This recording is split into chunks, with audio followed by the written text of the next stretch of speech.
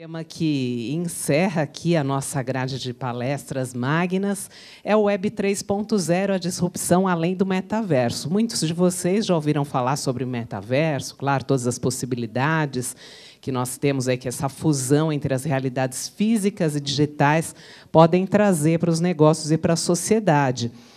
E para falar, então, sobre esse assunto, o nosso próximo convidado é publicitário, tem MBA em Gestão Empresarial Estratégica e diversas especializações, atua há 17 anos nas áreas de inteligência de mercado, inovação e digital, além de conselheiro de inovação e mentor em programas de aceleração de startups, é sócio fundador da Debu Deep Innovation. Então, vamos receber com uma salva de palmas Léo Brazão. Léo, bem-vindo. Aqui o passador de slides e o seu microfone. Bom trabalho. Obrigado. Boa noite, pessoal. Olha, me foi dada aqui a honra de encerrar o nosso ciclo, o nosso dia aqui incrível, né, que precede ao evento, mas também a responsabilidade de manter todo mundo acordado, né, por 9 horas aqui, mas a gente vai...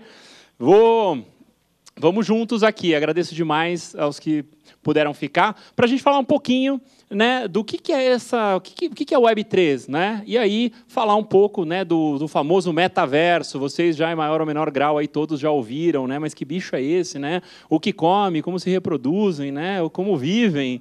Essa é um pouco do que a gente vai falar hoje aqui, né, na nossa conversa. Bom. Antes de mais nada, né, sou o Léo Brazão, né, sou sócio fundador da 1601, uma consultoria de inovação que ajudamos, então, empresas de diversos portes a inovar, seja em comunicação, produtos, novos serviços, enfim, o que a gente traz aí uma série de metodologias para ajudar nesses processos de inovação. E o meu outro chapéu também com a Debu Deep Innovation, que aí sim a gente está falando de soluções em Web3, né? Então, é um pouco do que a gente vai falar hoje, é o meu chapéu verdinho ali, né, da Debu. E aqui é só um pouquinho, né, de clientes aí que estão com a gente nessa jornada, para mostrar que não depende aí, né, do ramo específico. E aqui, prometo rapidinho, só fazer um parênteses, esse é um segmento que eu adoro, tá? Aqui, fotos aqui, vocês podem ver, né, eu mesmo aqui, fazendo, né, a aliança de noivado da minha noiva, né? Eu sou um cara super curioso. Aê, valeu! Eu sou um cara super curioso, né? Então adoro inovação, adoro digital, mas eu adoro pôr a mão na massa, né? E aí, quando fui pedir minha noiva em casamento, falei, bom, vou fazer a aliança, né? Vou atrás. Aí fui fazer um bootcamp, fui, né, com um Orives, fui fazer o workshop, e aí eis que eu fazendo a aliança. E aqui, por favor, não me julguem, tá? Se tiver uma nota mais ou menos, vocês fingem que gostaram. Caraca, ficou sensacional. Mas eis o produto final aqui. Oh, muito aê! Eis aqui a aliança, né, o anel de noivado. Então, e aí quando, né, fui convidado aí gentilmente pela Érica, eu fiquei super feliz. Falei, putz, é uma categoria que eu já gosto bastante e tem muito a ver com isso que a gente vai falar hoje, com digital, né? Apesar de parecer uma coisa, metaverso, nem existe, né? E aí aqui a gente está falando de algo que é feito de, né, minerais, minérios. Tem link, sim, dá para juntar. E é um pouco do que a gente vai falar agora. Só vocês vão ver, né? Vou falar de metaverso, né? Mas só para fazer um parênteses, eu sou fã do metaverso, tá? Apesar de alguns momentos aqui parecer que não, tá? Então, eu já estou adiantando, porque eu acho que sim, o metaverso é algo incrível, que tem muito a oferecer, mas ainda está engatinhando, está nas suas fases aí iniciais de vida. Então, a gente tem que dar um pouquinho de paciência para até, né, ele ganhar uma musculatura e, de fato, a gente entender e conseguir tirar o maior proveito disso. Por enquanto, tem muito hype e a gente vai falar disso aí ao longo da nossa conversa. Lembrando que o metaverso, na verdade, ele é parte de algo muito maior, né? Ele é só um pedacinho da história que é a Web3, né? A famosa Web3. Esse é o começo de tudo. Quando a gente falar de metaverso, lembrem-se que ele é a pontinha do iceberg, é o que dá para ver da Web3, mas tem muita coisa por baixo, e aí é um pouco dessa conversa, né? A Web3 ela começa com o conceito de descentralização. Essa é a grande chave da Web3. Eu vou falar um pouquinho de como a gente vem da Web 1, 2 e o que é essa 3, mas essa palavrinha descentralização é, de fato, o que diferencia ela do que a gente vive hoje, né? A gente já está vivendo Web 3, mas, de forma massiva, a gente vive a Web 2. E o que é a descentralização? Na Web 1, né? Todos nós ali, quem lembra do Orkut, né? Do MSN, era uma época, né? Antes disso, era a nossa época da Web 1, que basicamente a gente perguntava para o Google o que é isso, e aí vinha aquela página estática, parada, que a gente não interagia. Para subir uma página, quem já contratou um web designer, falou, conheço um web designer que vai criar um site para mim, né? Ou alguém que está estudando, eu tenho um sobrinho que está manjando esse negócio de internet aqui, vai fazer uma página para mim. A página era unilateral, a gente só jogava mensagem para o espectador, ali, para o internauta na época, e aí era essa relação. O conteúdo era só consumido de uma forma passiva. Na Web 2, aí sim, Orkut, redes sociais, a Web 2 é marcada pelas redes sociais. Por quê? Agora eu posso gerar conteúdo, e aí é formado pelos YouTubers, os Instagramers, os TikTokers, né? Ou seja, agora a via é de duas mãos, ou seja, o que você acha disso? Aí a gente começa a perguntar para a nossa audiência e a gente começa a interagir. Surgem os reviews de compra, como a gente viu agora há pouco, e toda essa interação marcada pelas redes sociais. E aí, o que é essa Web 3? Essa Web 3 é onde nós, como usuários, dizemos o que nós achamos disso em comunidade, por isso a descentralização. Aqui, toda a informação está na mão de cinco players, né? É o Meta, no Facebook, o Google, a Microsoft, a Amazon, né? São, 4 players, tem quase toda a informação do mundo, né? Ou seja, tudo que a gente transaciona estão em plataformas, né, dessas grandes empresas. Aqui, ela está nas comunidades, porque a relação é o que a gente chama de peer-to-peer, ou seja, de pessoa para pessoa, né? E como que ela acontece, essa relação de pessoa para pessoa? Ela vem através de uma tecnologia chamada blockchain. E é ela que está por trás. Vocês já devem ter ouvido falar da Bitcoin, né? O faraó da Bitcoin, a pirâmide e tal. Não, na verdade, tem muita tecnologia aqui, e isso que a gente ouve também, eu espero ajudar vocês a navegar um pouquinho. Por quê? A gente sai dessa ideia da Web 2 de falar de usuário, ou seja, eu sou um usuário do Facebook, e nós agora nos tornamos membro de algo, membros de uma comunidade.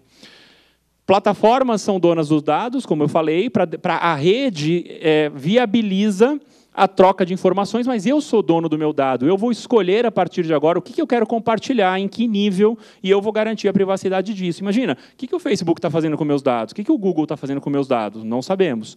Agora, quer dizer, quem leu o termo de contrato, aquela letra miúda, assim, 50 folhas, deve saber. Eu não sei, eu não li o termo inteiro. Então, mas deve estar fazendo muita coisa com essa informação, para que a gente escolha o que vai acontecer. E, por último, as relações sendo intermediadas por uma plataforma para uma relação direta de pessoa para pessoa através da tecnologia de blockchain. Esse aqui é a radiografia da Web 3, né? Então, aqui a gente tem os 3 principais elementos que compõem a Web 3 e que permitem com que essas pessoas dialoguem, conversem, façam negócios, troquem diretamente entre pessoas, sem depender de um intermediário, sem depender de uma entidade, uma empresa, um órgão regulando essa relação. A blockchain é a estrutura, como se fossem os ossos aqui dessa espinha, né? E aí, eu gosto de pensar blockchain para simplificar, tá? Pensem que é nada mais é do que uma plataforma descentralizada. O que quer dizer? Não está rodando num servidor lá do Google. São a rede conectada, ou seja, são servidores ali, são membros desta blockchain, desta comunidade, que estão rodando a plataforma de maneira descentralizada. Então, não vai cair uma blockchain, né? Porque tem espalhado pelo mundo inteiro pessoas representando ali e emprestando seus computadores para rodar esse sistema. E aí, o blockchain pensa como um grande livro caixa, um livro razão, né? Burocra mesmo, assim. Mas o que ele permite? Essa tecnologia descentralizada que permite que a gente suba informação nela, ou seja, coloque informações na blockchain e consulte, ou seja, faça validações desta informação na blockchain. E aí, o que acontece? Essa informação ela sobe em bloco. Né? Ou seja, vai juntando informação, até formar um bloquinho e, né, os membros dessa rede falam, opa, juntou um bloquinho, vou subir na rede. Por isso o bloco de blockchain. E por que é chain? Por que é em cadeia, né, em corrente? Porque uma vez que essa informação subiu, ela vai se replicar em todos os blocos que vão aparecer a partir desse. Ou seja, formou-se uma corrente de informação com a mesma informação. E o que a gente acaba de ganhar quando faz isso? Uma rede extremamente segura, porque eu não posso ir lá e alterar uma informação da blockchain. Para fazer isso, eu tenho que alterar a informação original e todas as outras que vieram depois. Ou seja, é impossível. Se eu fui lá, eu fiz um contrato e registrei na blockchain. Aí vão lá tentar mudar os termos do contrato. Putz, boa sorte, você vai tentar mudar o original e todos que vêm depois. Ou seja, extremamente seguro. Ela é compartilhada e descentralizada, ou seja, puxa, é uma comunidade que cuida dela, não é mais uma grande empresa, né? Ela é transparente, porque eu posso ir lá consultar, eu posso ir lá olhar, falar, puxa, eu fiz uma relação aqui, eu vendi meu carro e registrei na blockchain. É pública, qualquer um pode ir lá acessar e ver que, de fato, aquele contrato está lá e que essa transação é verdadeira.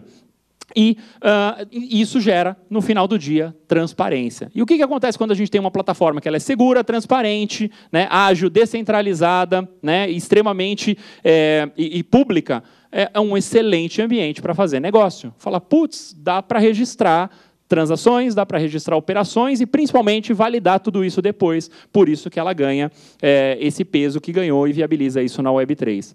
Onde entra só a curiosidade aqui, Bitcoin em cima disso é a parte das criptomoedas. Ou seja, imagina então que aqui é a plataforma e a moeda é a gasolina, é o dinheirinho que vai fazer essas plataformas, essas transações acontecerem, né? No caso, a Bitcoin foi é a primeira blockchain que a gente tem como prova de conceito, é a primeira criptomoeda, na verdade, né, que é o criptoativo, que sai daqui, mas hoje existem milhares de protocolos das suas moedas específicas, cada um com uma utilização, né? Então, vocês já devem ter ouvido falar também de Ethereum, que é um outro famoso, mas tem uma infinidade, IOTA, Solana, Helium, e por aí vai. Cada uma com uma natureza, cada uma para ser utilizada em alguma coisa específica, mas ela é a moedinha transacionada ali, a moedinha da quermesse, né? Então, imagina que a blockchain ali, a gente vai dar as utilidades e tem essa moeda para gastar lá. E tudo regido por contratos inteligentes, ou seja, os famosos smart contracts, que permite que a gente dispare ordens dentro da blockchain de maneira automática, sem intervenção humana. Então, por exemplo, eu sou um artista, criei uma música e eu vou falar, quer saber? Eu vou... uma música não, sou um fotógrafo. Tirei uma foto, vou vender minha foto. A hora que eu vender, eu vou ganhar o dinheiro da venda da minha foto. Mas eu vou colocar lá no contrato inteligente que, se esta foto for revendida, eu vou ter direito a 10% do valor. Ou seja, daqui a alguns anos, descobrem, né, me revelam, sou um baita fotógrafo, minha foto que não valia nada, agora vale $100 mil. Eu vou ganhar 10% desses 100 mil se essa minha foto for revendida. Ou seja, e aí isso aí pode ter tempo de duração, pode ter aí, a regra dá para viajar na regra, mas permite o quê? Que a gente eu consiga ser remunerado como artista se a minha arte continuar se valorizando, né? E aquelas coisas que quem nunca já ouviu essa história, nossa, quando, né, tivesse comprado o quadro do Picasso quando não valia nada, hoje teria milhões, né? Se o Picasso tivesse um smart contract dizendo, né, todos os quadros vendidos a partir daí vão continuar remunerando ele, putz, né? A coisa seria também bastante diferente. Então, essa é a anatomia da Web3, não é nada mais do que isso, né? Uma estrutura pública descentralizada que permite essa relação entre pessoas extremamente segura, regida por contratos inteligentes, que já declara as regras do jogo ali. Então, eu posso certificar documentos, eu posso registrar músicas, qualquer coisa, enfim, intelectual, artística, científica, no nosso caso aqui, até os laudos dos registros de gemologia, mineralogia, posso colocar tudo na blockchain de forma a registrar a autenticidade de uma peça, a autenticidade de uma pedra, enfim, o modelo 3D dessa peça, eu consigo colocar tudo aqui. Para quando, em algum momento, eu quiser checar a veracidade disso, checar a autenticidade, eu só consulto a blockchain, ela volta para mim e fala, realmente, isso aqui foi extraído de tal lugar, tem rastreabilidade, tem qualquer informação que a gente tenha colocado na blockchain. Então, essa é a parte dos contratos. E, por último, a criptomoeda é o que vai fazer o dinheirinho ali, o ativo que vai fazer isso circular. E aí, daqui também saem, né, as criptomoedas, nada mais são também do que tem a parte da moeda, mas tem os tokens que vão nascer, os NFTs, que aí a gente vai falar no próximo slide, aí, os famosos NFTs também. Quem não, né, viu, nossa, a tiara da Dolce & Gabbana, $300 mil no metaverso através de NFT. É verdade, mas calma que tem outras coisas tão ou mais interessantes. Aí, só meu passador me ajudar aqui. Coisas interessantes que dá para fazer na blockchain, né? Esse aqui é um caso nosso, inclusive, o Coffee Coin, que é, né, utilizado na transformação da cadeia. Ou seja, aqui a gente tem um token, que é o Coffee Coin, que ele é um token que está ancorado, lastreado em café. Né? Então, a Minasul disponibilizou um tanto de café e falou, puxa, eu gostaria de tokenizar isso tudo, né? Ou seja, vou emitir tokens que valem isso que eu tenho em café. Por quê? Vai permitir que as pessoas diversifiquem investimentos, ou seja, eu consigo comprar a partir de 1 quilo de café, coisa que se eu comprar na bolsa são 100 sacas de 60 quilos, ou seja, café pra caramba, aqui eu invisto a partir de 1 quilo. E onde a Minasul ganha? A Minasul recebe o dinheiro dessa transação à vista. Ou seja, ela recebe antes, fica operando, e quando eu quiser resgatar o meu token a preço de mercado, a Minasul vai lá, paga, mas ela já fez o que os bancos fazem, já operou, o que a gente chama de floating, ou seja, já operou o dinheiro e se beneficiou disso, né? Então, essa para a cadeia de commodities funciona muito, né? Aqui a gente pode colocar, né? Nós temos também outro caso dentro de casa, que é a TIFF, que é uma blockchain de diamante, que tem diamantes lastreados, né, na Bélgica, Japão e Oriente Médio, tem um X, né, de diamantes dando lastro para a blockchain, e aí a gente pode ir lá comprar um token que me dá direito a 0,00x quilates de um diamante que está num desses bancos. Se o diamante subir, eu vendo em alta e esse banco me paga pelo token, né? Se cair, eu posso esperar, segurar e liquidar num outro momento. Qual que é a parte boa? O custodiante do diamante está operando este meu dinheiro, está operando meu token. E permite coisas interessantes, como a gente fez um casamento no metaverso, que a aliança da noiva era uma rosquinha, um NFT 3D de uma rosquinha, e a gente lastreou na blockchain de diamante, ou seja, uma rosquinha digital que vale um diamante na vida real, ou seja, portanto, é uma joia, né? Então, é uma joia digital.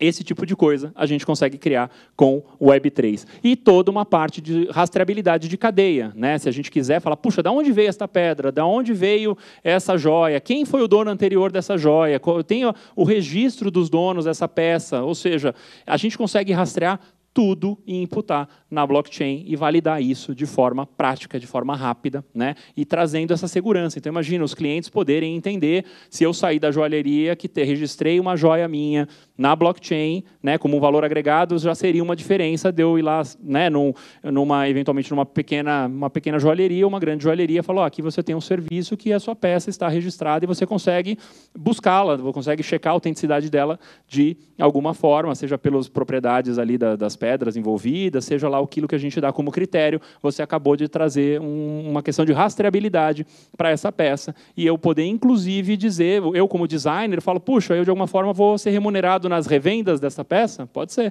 né? Eu sou o designer, vendi a minha peça, ganhei 100%, na próxima revenda eu tenho direito a 5%, por quantos anos? Então, dá para criar muita coisa legal na questão de rastreabilidade. E aí, para vocês, aí como curiosidade, né? Não à toa os cartórios são os maiores investidores em blockchain do Brasil. Mas, Léo, não é para acabar com o intermediário o cartório? Pois sim, é para acabar, mas eles, muito espertamente, estão investindo e se beneficiando disso, porque eles sabem que serão substituídos por essa tecnologia. No momento que eu não preciso mais de um cara carimbando para dizer que eu sou eu, que a minha assinatura está tudo na blockchain, eles estão criando outros serviços e criando outras formas de melhorar os registros. Então, não à toa, são os maiores investidores de blockchain no Brasil. E aí, como eu falei, a blockchain vira essa estrutura segura, transparente, confiável, imutável, não dá para mudar, né, o que está lá dentro, e ela é viabilizadora de negócios e tecnologias. Bom, a partir daí surgem, né, eu trouxe só 3 aqui do bingo da Web3, né, vocês já devem ter ouvido falar, as famosas NFTs. Pô, o Neymar tem uma NFT de 6 milhões de dólares, caramba, né? A DeFi, né, as finanças descentralizadas e metaverso. Então, a ideia é passar com vocês por essas 3, né, grandes áreas aqui, né, de negócios e tecnologias que surgem da Web3, para que vocês possam sair aí um pouquinho inspirados sobre o que dá para fazer, entendendo que o metaverso é a pontinha desse iceberg. Vamos lá, NFT. NFT é a sigla, né, em inglês de Non-Fungible Tokens, né? Tokens não fungíveis, nome feio, né? Mas o que quer dizer isso aqui no final do dia? Tokens não fungíveis, algo não fungível para a economia, né, para o direito, é algo que não pode ser substituído por algo semelhante ou de mesmo valor, né? O que eu quero dizer? Esse pointer, né, é um pointer comum. Eu posso ter outro pointer? Pode. Mas e se esse pointer eu ganhei do meu professor e eu carrego ele desde que eu estava na faculdade, ele tem um valor emocional para mim que nenhum outro pointer vai ter na minha vida? Ele virou um artigo, um bem não fungível. Porque você pode me dar outro, nunca mais será o mesmo. Quem não tem as nossas coisas não fungíveis, né? Um presente que a gente ganhou, seja uma joia, seja um perfume, uma memória, fala, cara, não tem comparação. Você pode me dar outro, se esse aqui cair e quebrar, eu vou ficar devastado porque acabou. Isso é um bem não fungível. Quais são os bens não fungíveis mais comuns? Obras de arte. Por quê? O que vale para mim, talvez não vale para vocês, talvez a gente vá, né, falar sobre uma obra de arte aqui, cada um vai ter uma opinião diferente e ela é insubstituível, não pode ser trocada por algo de valor semelhante. O que é um bem fungível? Uma nota de R$10. Você pode ter qualquer nota de R$10, ela vai valer a mesma coisa, ela pode ser trocada por algo similar ou igual. Claro, desde que você não tenha um apego emocional àquela nota. Foi, nossa, onde a minha noiva escreveu o número do telefone dela e a partir daí que eu consegui ligar de novo para ela e essa nota tem uma história, acabou de virar um bem não fungível. Bom, por que isso importa? Porque a partir daí começa a se gerar escassez aonde não existe escassez. Ou seja, nasce aqui, por exemplo, uma coleção do Bored Apes, que são aqueles macaquinhos colecionáveis, que é uma criptoarte, que cada macaquinho tem uma composição de roupas diferentes, é uma tiragem limitada e, portanto, escassa, e que agora eu vou colocar à venda para pessoas que acreditam que ela vai valorizar como arte. E aí começou uma corrida para comprar os benditos macaquinhos, a ponto de Neymar, Justin Bieber, Jimmy Fallon, Madonna, todo mundo ganhar ou comprar os benditos macaquinhos, as NFTs. Mas o que acontece? Se ficar só nisso, a gente tende a ser muito vulnerável, né? Porque se a gente fizer perguntar aqui quantos colecionadores de arte a gente conhece, acho que se todo mundo levantar a mão aqui, se a gente chegar em 5 colecionadores, vai ser muito nessa sala, né? Porque é algo muito restrito, é um nicho muito grande. Então, precisa dar utilidade a um token, e é coisa que a NBA começou a fazer muito bem. Ela vende o Top Shot, que é um NFT, um corte de um lance super interessante ali dos jogos, onde ela filma de todos os ângulos possíveis do ginásio e envelopa aquilo e vende para um proprietário, para alguém que vai ser dono daquele NFT, daquela imagem, e isso numa forma colecionável, super interessante. Para vocês terem uma ideia, o mais caro foi vendido por $149 mil, um lance de 15 segundos do LeBron James, uma enterrada de $150 mil. Aqui, mas ainda é colecionável, Léo. Sim, mas eles começaram a dar utilidade de você poder receber coisas do seu time, você poder fazer parte de uma comunidade que vai em eventos proprietários, vai aos jogos, vai a treinos, conhece os atletas, ou seja, você começou a dar uma utilidade para o token. Agora ele começa a valer alguma coisa que não é mais só arte ou só a imagem, coisa que o Bored Ape também começou a fazer. Agora, se eu tivesse um macaquinho desse, eu poderia ir na mesma balada que o Neymar, porque eles estão criando eventos pelo mundo todo, onde ele vira o ingresso. Então, a partir do momento que eu tenho esse macaquinho, eu faço parte de uma comunidade super seleta só de atletas de ponta, artistas de ponta, ou seja, só, né, os grandes, né, representantes das suas áreas estão aqui dentro. E eu, um mero mortal, posso ir na mesma balada que o Neymar? Caraca, agora acabou de valer muito mais para mim. Não vou vender nunca mais esse macaquinho, porque ele me abre portas. Eu dou utilidade aos meus tokens. Então, essa é a ideia de um NFT. Só arte pela arte, a gente restringe o potencial desse produto. A ideia é que eu possa fazer alguma coisa com ele, né? E, é claro, é sobre a propriedade, né? Eu não posso ter a Mona Lisa, eu tenho uma cópia dela, né? Mas, puxa, se eu puder ter esse certificado de autenticidade da minha joia, da minha peça, da aliança que eu fiz para minha esposa, se eu registro ela ali, ela é minha, né? E aí eu tenho a propriedade desse ativo. E depois, quando eu revendê-lo, por algum motivo, eu consigo garantir que isso, a procedência, garantir os donos, garantir que essa propriedade seja passada adiante de maneira correta. E aí, como eu falei, não só gerar a propriedade, mas dar uma utilidade. Por isso é super importante criar comunidades que façam esse token, esse NFT, rodar e abrir portas e possibilitar ao que a gente chama do token holder fazer alguma coisa. Caso contrário, vai ser uma coisa muito bonita, mas vai ser, né, voo de galinha, né, que é aquele que vai e não vai para lugar nenhum. E aí os projetos cripto tendem a morrer, esses projetos de NFT tendem a morrer, porque fica atrelado só à arte, ou só ao digital, só, puxa, é um filtro, é um que seja, né? Vou vestir o meu bonequinho. Tá bom, se você só vai vestir o bonequinho, talvez não vai ter muita longevidade se ele não puder fazer alguma coisa, e aí principalmente no mundo real, porque é ainda onde a gente vive, né? Então o metaverso é muito legal, mas a gente ainda vive no mundo físico. E aí, outra coisa super interessante, eu já falei o caso aqui do NBA, do Top Shot, e da questão aqui, o caso do Van Gogh, né? Então, era um quadro que foi comprado por 400 francos e hoje vale 323 milhões, né? Se a família do Van Gogh, aí, de alguma forma, descendentes dele, ainda tivessem o token que garante, né, os 10% nas obras, eles estariam muito bem, obrigado, né? Então, esse é um tipo de coisa que a gente consegue atrelar nos contratos inteligentes e, como eu falei, o Bored Apes, né? Tem aqui no Yacht Club, né? Então Eminem, Jim Fallon, Justin Bieber e outros, trazendo o caráter de exclusividade. E uma outra coisa muito bacana que dá para fazer com NFT, mas nem todo mundo fala, são tokens de governança. Ou seja, eu posso abrir uma balada, cheguei com meu NFT, cheguei num jogo de futebol, um jogo de basquete, mas eu posso também gerenciar uma empresa com tokens de governança. Ou seja, um NFT me dá um direito a um voto. Então, se eu tenho esse NFT, né, da empresa, quer dizer que eu tenho um voto no board, por exemplo, board no conselho, cotas de patrocínio para eventos. Pode dizer, olha, se você é um mantenedor, comprou uma cota Gold de 1 milhão para patrocinar meu evento, você vai ter direito à exibição da sua marca desse jeito, assim, assim, assim, tudo de um evento, mas também você vai ser convidado a participar de outros eventos, você já tem as entradas em outros eventos, você pode distribuir X ingressos para os seus colaboradores, você vai ganhar cursos, você vai ganhar palestras, você vai estar dentro da nossa comunidade, ou seja, você acabou de trazer também uma forma dessa empresa atuar como parceiro, como, né, tendo governança naquele nosso modelo de negócio, o que é muito interessante, porque a gente começa, imagina, num futuro, quanta coisa não seria poupada, né? Uma reunião de condomínio tokenizada, né? Todo mundo sabe o que é o direito ao voto, todo mundo direitinho, as diretrizes, tudo bem explicado, e a gente exercendo isso através de tokens. Então, muito mais fácil do que, né, aquela procuração, aquela coisa. Então, dá para simplificar muito a vida através de tokens de governança. E aí, só contar um caso para vocês de como tudo isso funciona. Não sei se vocês já viram esse caso aqui do gato chapadão.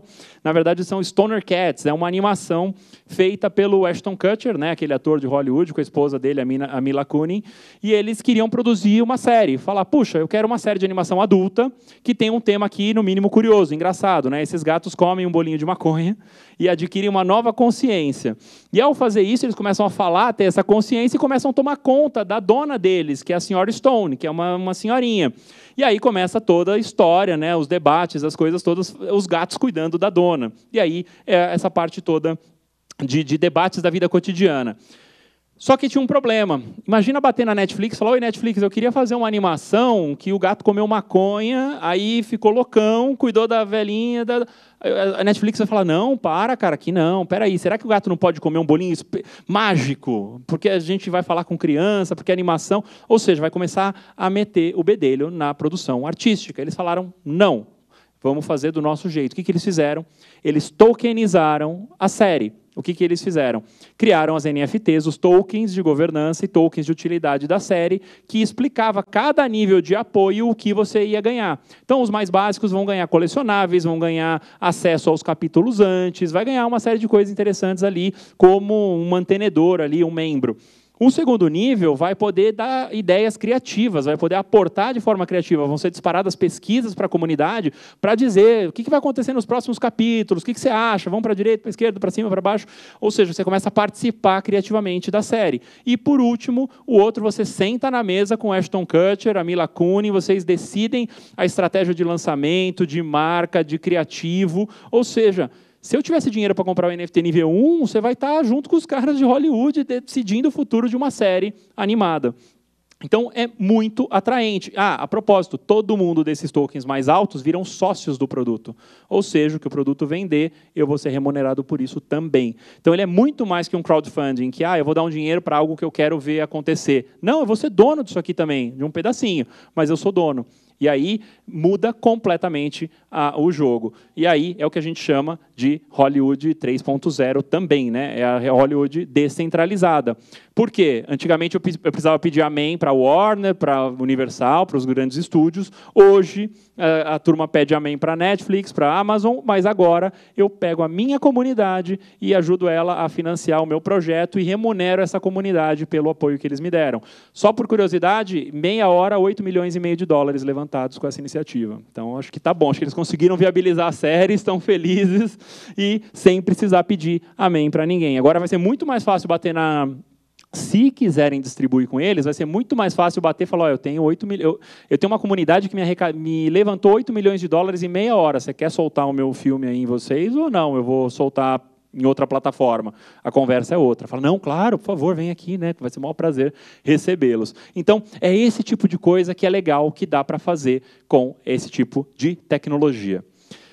Bom, NFTs, né? Então, só dar essa ideia para vocês, né? A NFT sozinho é arte, não tende a ter uma vida muito longa, né? Com muitas ofertas sobre isso. É preciso dar utilidade e podemos trabalhar também com governança e trazendo as comunidades como sócias, como parceiras daquilo que a gente faz e não simplesmente espectadores. E aí, desemboca em outra coisa que bebe dessa referência, que é as finanças descentralizadas, né? Ou seja, num futuro próximo, todas as empresas, sem exceção, vão virar bancos e escolas. Não tem como. Educação e finanças vai ser descentralizada e absorvida. O iFood já é um banco, o Rappi já é um banco, o Mercado Livre já é um banco, sem serem instituições financeiras por essência, né? E todos eles estão virando escola. A Exame tem a Exame Academy, todo mundo está virando a sua escola, porque são coisas que vão ser absorvidas pelos negócios. E aí, por isso é importante o conceito de finanças descentralizadas. Por quê? O que muda? Antigamente, a maioria de nós, né, precisa de um empréstimo, eu vou lá, bato no Itaú, Itaú, eu preciso de 100 mil reais. Pois não, Léo, deixa eu checar aqui seus antecedentes, score, Serasa, e aí vejo se eu libero ou não, de acordo com o seu risco. O que vai acontecer aqui? Né, de carteira para carteira, eu tinha o banco, e que vai me dar uma bela mordida, isso se não quiser me vender coisa porcaria no meio do caminho. Né? Então, mas faz aqui, né, faz uma capitalização, né, ou, nossa, eu estou dando 80% do CDI, porque eu sou muito legal. Hein? Você fala, caraca, bicho, espera aí, você quer me ferrar? Né? E aí, a gente tem esse intermediário. No Finanças Descentralizadas, a gente vai inverter a lógica. Ou seja, ao invés de eu pedir 100 mil reais para uma pessoa, eu vou pedir R$1 para 100 mil pessoas. E essas pessoas vão me emprestar a uma taxa de interesse, a uns juros, etc. E a gente vai viabilizar negócios. Né? E aí, trazer o caso, e tudo isso por contratos inteligentes. Então, imagina no nosso setor aqui, a gente, de alguma forma, entrar, sei lá, no mercado de penhora, né? Tentar rastrear e participar, ou pelo menos mediar alguma coisa junto à Caixa, que é um grande órgão de penhora. Tal. Como que eu trago joia como dando liquidez para alguma coisa que eu vá poder emprestar, financiar ou alugar, né? Criar um marketplace? São coisas que a gente vai fazer para trabalhar o dinheiro, não necessariamente tendo a venda das joias ou enfim, daquilo que a gente do produto em si, mas viabilizando operações financeiras. Né? E aí, para trazer um caso para vocês aqui, esse é um dos primeiros casos de DeFi para a imobiliária no Brasil, onde uma diarista de Porto Alegre, ela conseguiu um empréstimo de 149 mil reais para comprar a casa dela, quando todos os bancos tinham negado, porque ela não tinha os antecedentes, não tinha o score, não tinha comprovação de renda.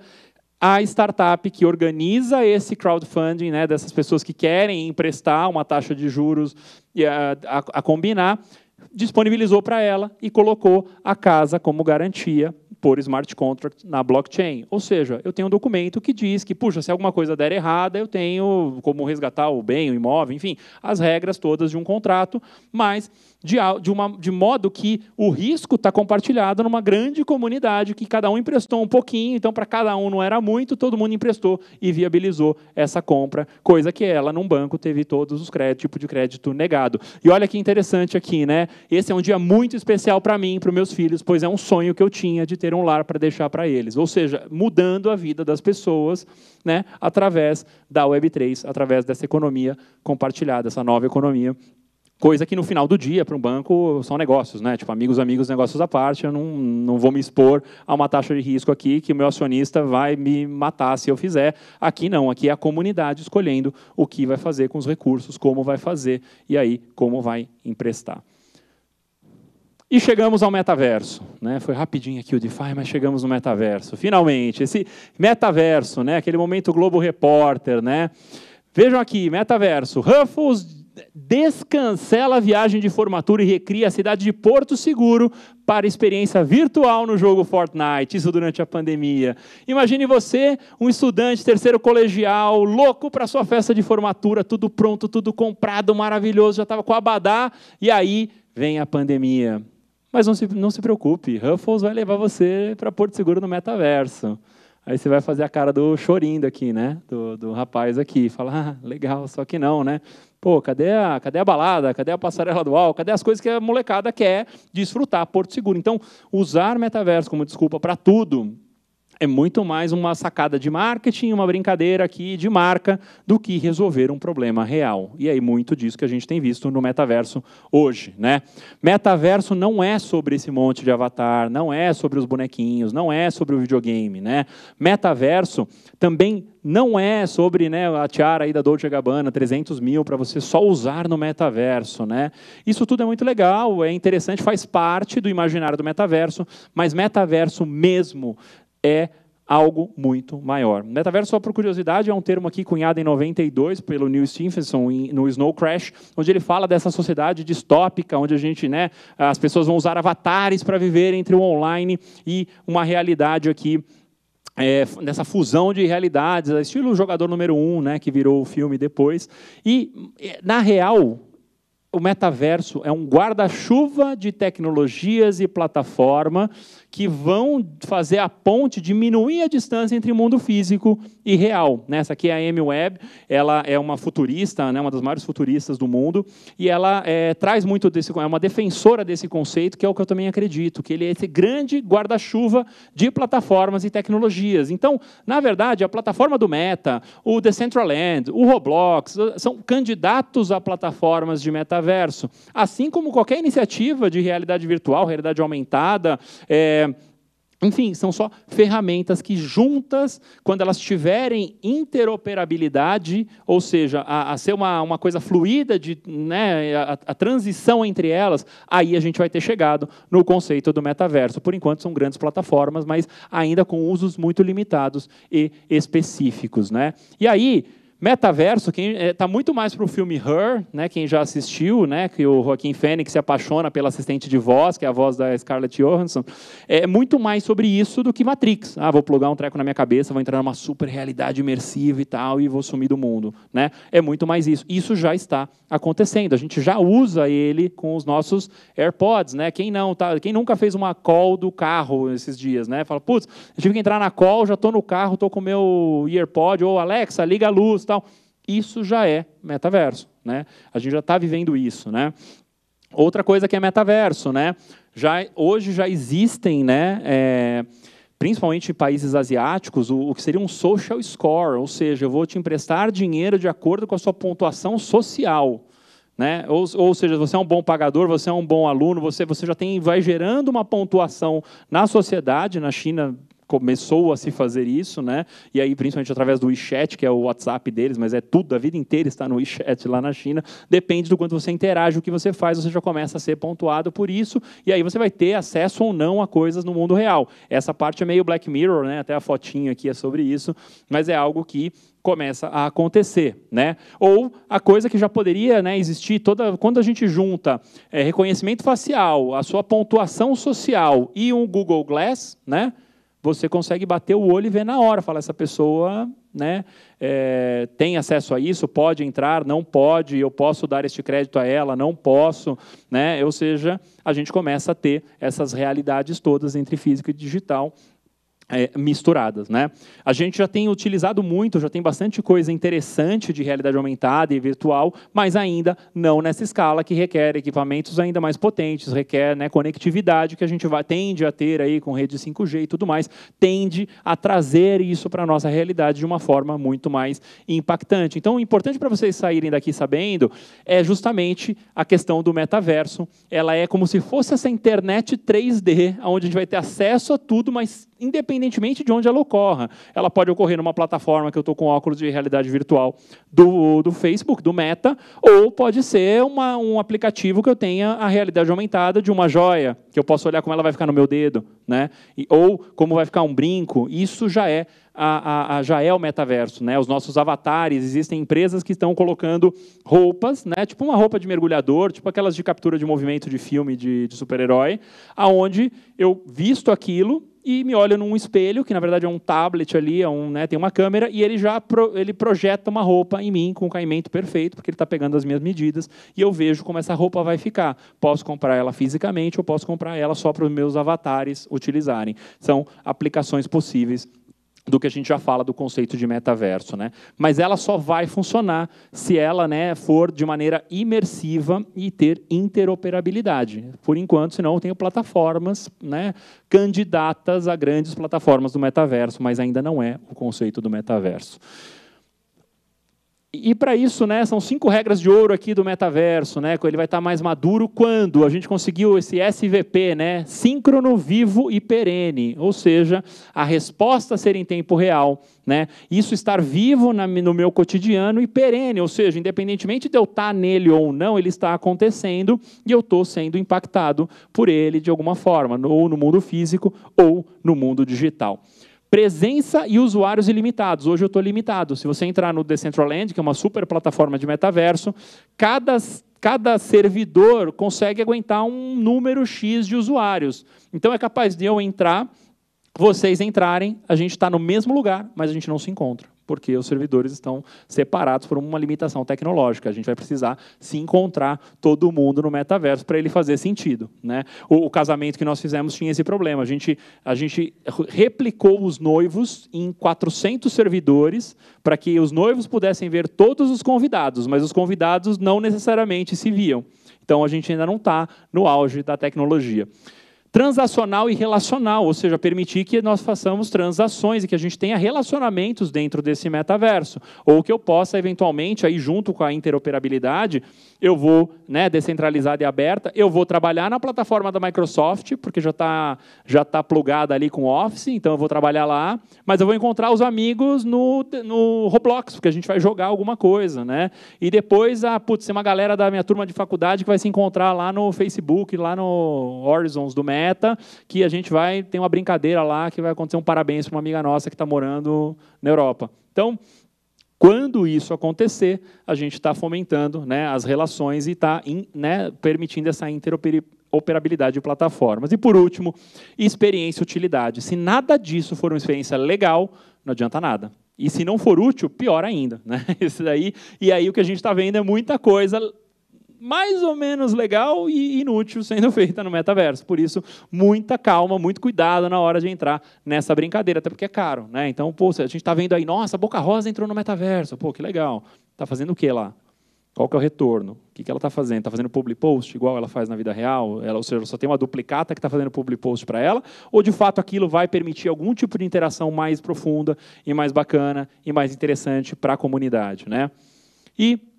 Mas, de qualquer forma, a gente tem que ficar de olho, né? É uma indústria aqui que deve alcançar alguma coisa entre 8 e 13 trilhões de dólares nos próximos anos, né? E 5 bilhões de usuários até 2030, segundo um relatório do Citi, né? A maior parte disso aqui ainda na parte de games, né? Na parte de, enfim, que é o play to earn, né? Você jogar para ganhar, porque, na verdade, por trás do game tem toda uma questão técnica, né? Você está emprestando o poder de processamento do seu computador para a plataforma do game processar as transações da blockchain.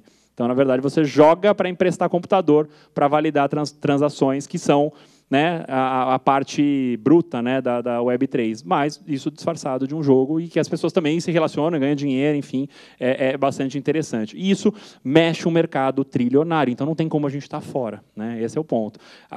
O convite aqui é como entrar nessa brincadeira, não é entrar por entrar.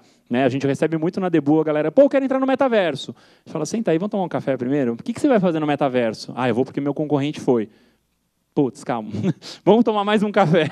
Então, até a gente entender que raios a gente vai fazer no metaverso e para que a gente precisa ir para lá. Lembrando que existem barreiras, né? O metaverso ainda depende de uma tecnologia que custa cara para você entrar. Ah, mas não precisa do óculos. É verdade, o óculos são algumas plataformas, mas tentem entrar no Decentraland com o computador da firma, né? Não vai, sim, já adianto, esquece, não vai. Então, não precisa do óculos, mas eu preciso de equipamentos muito potentes ainda para ter uma experiência minimamente razoável e imersiva nas plataformas candidatas a metaverso. Então, a tecnologia é uma barreira e muita gente está investindo aqui para viabilizar conectividade, hardware, processamento, tudo isso que vai ajudar a integrar essas realidades. Outra coisa, né, as plataformas, né, como eu falei, precisa do aparelho e o processamento ainda é pesadaço, né? Então, isso só vai nessa questão do cloud computing, né? Tende a melhorar com as tecnologias que estão chegando, o 5G agora chegando, tende a melhorar um pouco a situação, mas sozinha ainda não vai resolver, né? Outra coisa, né, a baixa penetração de cripto, né, isso daqui é algo que a moedinha, como eu falei, que transaciona na Web3 são criptoativos, né, são os tokens, e ainda tem uma barreira. Né, muita gente ainda vê isso com ressalva, com desconfiança, embora tenham 4,9% dos brasileiros já investindo em cripto. Né, para vocês terem uma ideia, isso é o dobro de brasileiros que investem na Bolsa. Tá? Então, assim, brasileiro tem bem menos medo de cripto do que de Bolsa. E a Bolsa está aí, bonitona, desde que o mundo é mundo, né? Do capitalismo moderno. Então, mostrar que, apesar de ainda ter uma baixa penetração, temos uma boa abertura a entrar nisso. Né? Só que aí tem que ser algo que é o que a gente, por exemplo, faz no nosso dia a dia, de tornar essa experiência a mais fluida e amigável possível. Se eu falar para um usuário, olha, você quer comprar meu NFT? Quero. Ah, então, entra lá no OpenSea, você vai cair numa página em inglês, que você não vai entender nada, que você vai fazer um processo complicado para ter a sua wallet. Putz, acabou, perdi a venda ali, perdi a pessoa. Então, por isso que a gente trabalha de você conseguir fazer isso com Pix, com cartão de crédito, com PayPal, porque a moeda caiu magicamente na sua wallet. Né? Na verdade, não, tem uma baita engenharia que a gente sua para fazer funcionar por trás, mas a ideia é que seja muito simples, tanto quanto fazer um Pix, você comprar uma moeda, um token, e a partir daí conseguir comprar suas NFTs e tudo mais. Né? Quarto ponto, né? Pouca utilidade ou impacto na vida real. Se você vai para o metaverso para fazer o que você faz no mundo real, no mundo físico, talvez não seja a melhor coisa para fazer. Né? Então, puxa, o Itaú foi lá para a Cidade Alta e fez um outdoor. Na época, o Kassab tirou o outdoor de São Paulo, aí você vai para o metaverso fazer o que o Kassab, né, fazia lá há 20 anos atrás. Né?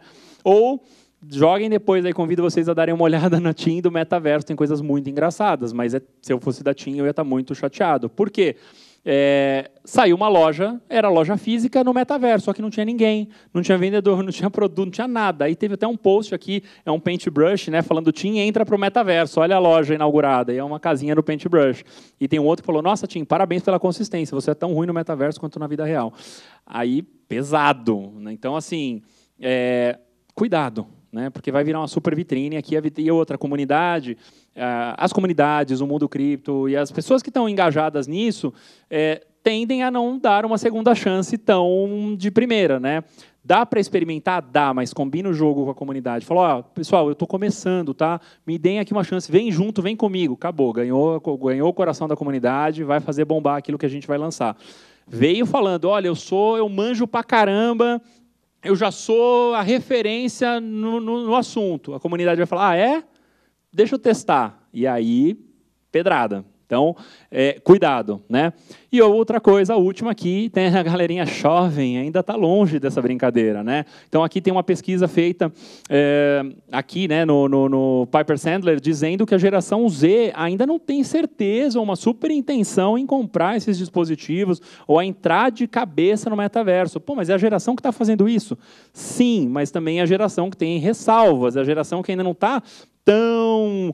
Porque, até por estar mais conectado com isso, tem um pouco mais de consciência do que está acontecendo, né? Porque está sendo usado muito pelo hype, muito pelas empresas. Pô, dá matéria, sai no meio mensagem, que legal. Tem alguma utilidade? Talvez para o marqueteiro que promoveu, sim, mas na prática, não sei, né? Então, essa turma ainda está um pouco reticente a quem vai movimentar o grosso do negócio. Mas calma que tem salvação. Tem jeito, né? Por isso que eu falei, comecei falando que eu gosto, sou fã do metaverso e acredito nele, mas ainda tem alguma coisa para ser feita. E aqui eu vou trazer só alguns casos de onde o metaverso pode ser utilizado como coisas interessantes. Então aqui, esse para mim é um dos melhores casos de metaverso que tem, né? Do Tominoya Cassino. Ele é um cassino no Decentraland e ele é um cassino, olha que interessante, ele é montado no Decentraland. Ou seja, ele paga ele comprou um terreno, né? Aí você pagou alguém que montou o seu cassino, que é um designer, um arquiteto de metaverso, que montou o cassino, e ele emprega pessoas de verdade neste cassino. Se eu sou um jogador e vou lá jogar, eu sou recebido por um avatar de uma pessoa de verdade de algum lugar do mundo. E essa pessoa, ela ganha em média $500 por semana, né? Aí faz uma conta rápida aqui de padaria. Pô, se você é um motorista de aplicativo, de um iFood, né, um motoboy ali, iFood, Rappi, se você trabalhar 12, 16 horas por dia, loucamente, faça chuva ou faça sol, talvez você ganhe, ao final desse período de um mês, você ganhe uns R$3.000, R$3.500, né, o seu teto, se você der a vida ali. Se você falar um pouco de inglês, se candidatar e ser um dos hosts do cassino, você vai ganhar $500 por semana. Ou seja, né, você já está na conta, perdão, por mês. Na conta, fazendo uma conta simples, você já ganhou, trabalhando 4 horas por dia, você já ganhou o que você ganharia como motorista de aplicativo, né, o motoboy. Né? Então, olha quanta coisa legal isso aqui abre de possibilidade de trabalhos reais acontecendo no metaverso. Então, existem times se reunindo para desenvolver produtos, desenvolver serviços, desenvolver uma série de experiências dentro do metaverso, estão sendo remunerados por isso, dinheiro de verdade, criando um negócio numa plataforma totalmente virtual. Né? Outro exemplo interessante, né? Tá tendo um single town, né?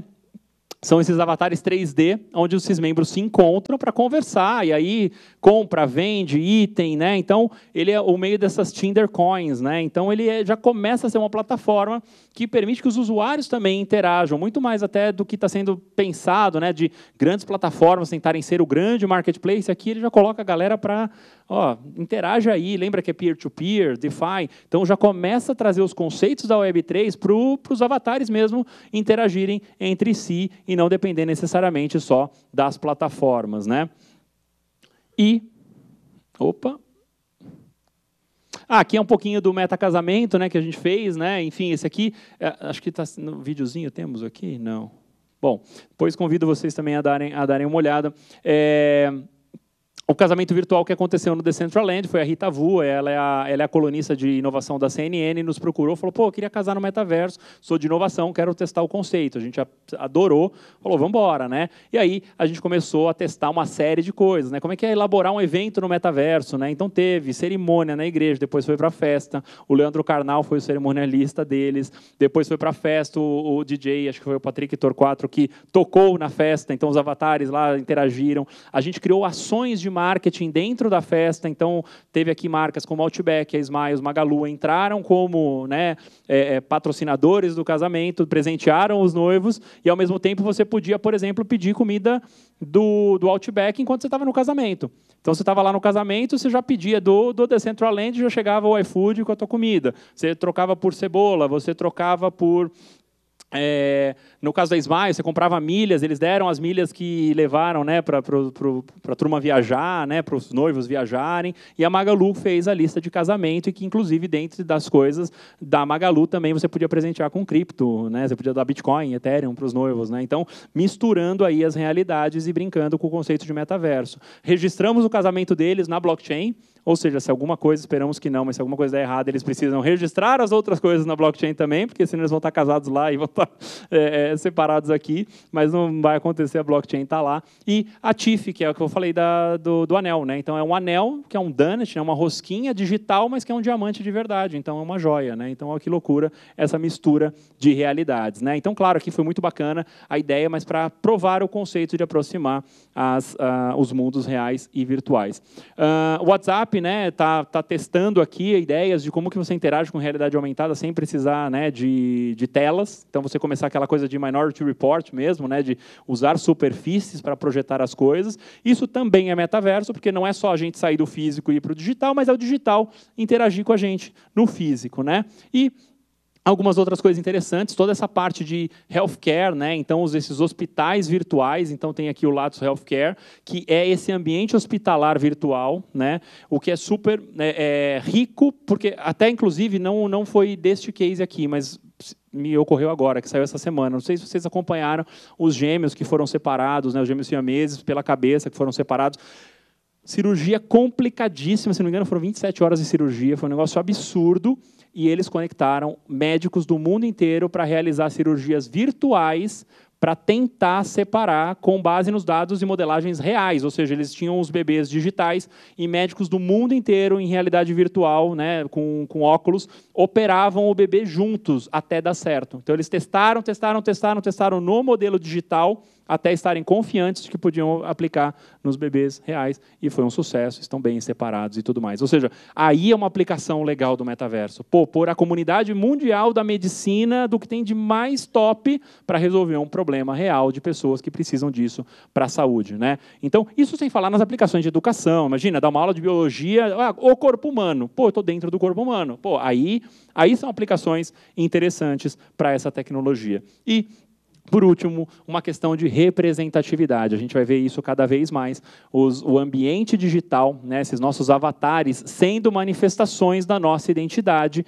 independentemente de como a gente é fisicamente, ou nossa orientação sexual, nossa orientação, a gente vai poder criar e ter uma liberdade muito maior dentro desses ambientes. Então, isso é uma provocação que vai mudar a forma como a gente se relaciona, né, e como que a gente vai externalizar os nossos eus nessas redes virtuais. Então, isso é algo muito legal e que vai criar esse espaço. E aí teve um caso aqui, né, que foi toda uma coleção de NFTs que falava sobre representatividade. Eles fizeram uma pesquisa, falando, nossa, o CryptoPunks, por exemplo, que é uma criptoarte também, tipo a dos macaquinhos lá do Bored Ape. E aí falou, por que tem mais venda de avatares brancos, homens e tal? E eles começaram a provocar e criaram essas séries, né, de cartões digitais representando, né, cadeirantes, outras etnias, outras culturas, outros gêneros, para poder mostrar o poder, né, da diversidade, e que a gente precisava, né, de alguma forma atuar contra, né, essa falta, né, de diversidade e exclusão. Então, usando a ferramenta também como um statement ali, uma afirmação sobre, né, a pluralidade e diversidade. Então, é algo que a gente vai ver cada vez mais, e o metaverso vai ser um grande veículo para fazer isso acontecer. E, como eu comecei falando, né, sobre a descentralização, a gente precisa criar comunidades, né, com valor agregado relevante. Se não tiver isso, nenhuma iniciativa de Web3, seja ela um NFT, um token, um cripto, né, uma criptomoeda, um metaverso, vai se parar de pé. Né? Essa é a grande mudança de paradigma, onde a gente sai dos usuários, né? Quem já ouviu falar, né, do design centrado no usuário para o design centrado nas comunidades. E são elas que vão manter esses projetos funcionando e vivos e prosperando. Né? E aí, lembrando que construção de plataformas, né? O Bill Gates fala que a plataforma é quando o valor econômico de todos que utilizam excede o valor da empresa que cria, né? Então, o Google só é o Google porque o que ele movimenta de dinheiro é muito mais que essa comunidade movimenta do que o próprio Google vale, né? E também o Tim Sweeney fala, né? Algo é uma plataforma quando a maioria do conteúdo com o qual as pessoas passam tempo é criada por outras pessoas, ou seja, uma vez que o filho nasceu, vai para o mundo. Fala, gente, plataforma é dos usuários, não é mais minha. Se eu tentar controlar ela, eu não tenho uma plataforma, principalmente descentralizada, como prega a Web3, né? Que é dar para os usuários o poder de criação. O Tominoia Cassino é um grupo que não tem nada a ver com o Decentraland. O Decentraland está sendo remunerado pelo que transaciona lá dentro das regras do Decentraland. Mas se subir um cassino, se tem 2, 3 andares, se tem gente de verdade, não, pouco importa. A comunidade está criando a solução. E, por último, lembrando, o metaverso tem que ser fácil, acessível, tem que ser legal, interessante e gerar valor. Ou seja, é resolver dores ou potencializar uma paixão. Se não fizer isso, a gente não tem um metaverso sustentável. E, por último, deixar vocês aqui, né, diante de tudo isso, né, o que é a reflexão da Web3, né, o otimista é um tolo, o pessimista é um chato. Bom mesmo é ser um realista esperançoso, né, do Suassuna, e é isso que a gente está na Web3. Né, somos aqui realistas esperançosos de que tudo isso vai atingir, né, o maior número de pessoas possíveis e viabilizar uma nova economia, né, muito mais diversa, muito mais, né, focada nas pessoas e, de fato, promovendo aquilo que é importante como comunidade. E é isso. Muito obrigado.